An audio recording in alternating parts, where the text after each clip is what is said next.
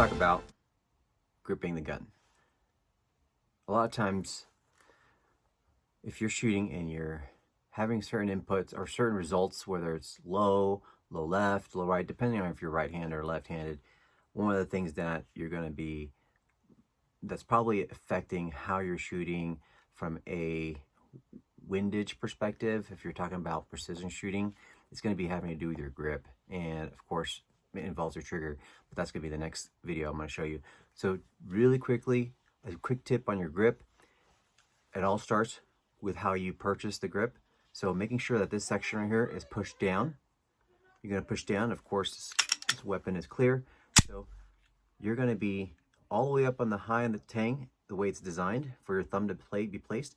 If anytime you're shooting, pay attention. If you see any gaps on yourself or somebody you're shooting with, it's going to tell you where that elevation is going to go. So if you want to have a proper grip, you want to have it nice and tight. A lot of the pressure is going to be right here, all right? Right here where your pinky is and where the back of the strap is, all right? You're going to relax your thumbs because you don't want to have them add any input into how you're shooting, okay? All this remaining real estate, you want to have the support hand basically like a vise pushing from the back here and then applying the rest of that area as best you can.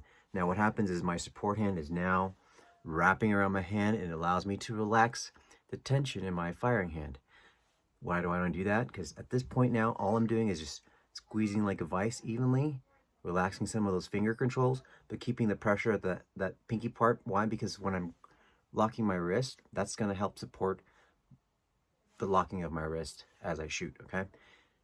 After that, another reason why you want to relax some of the firing hand finger gripping and clamping is because you want to, for precision shooting especially, you want to then isolate the trigger finger, all right? And obviously, as you feel like you've mastered some of the precision shooting, you want to go towards more combat shooting and you're trying to be more faster. Just kidding. You want to shoot faster, all right? You're going to have to really understand or have a lot of reps in press prepping your trigger, and that's a different video series. But for this quick one, it's going to be grip, all right? So pay attention when you shoot. Make sure your thumbs are relaxed.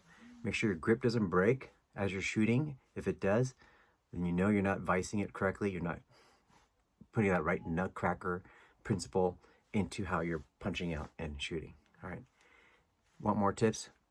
Feel free to follow me on Instagram at ContactFrontCS or message me so we can get on Zoom and do a quick practical overview of some of these things and maybe schedule a time to coach you in person. All right.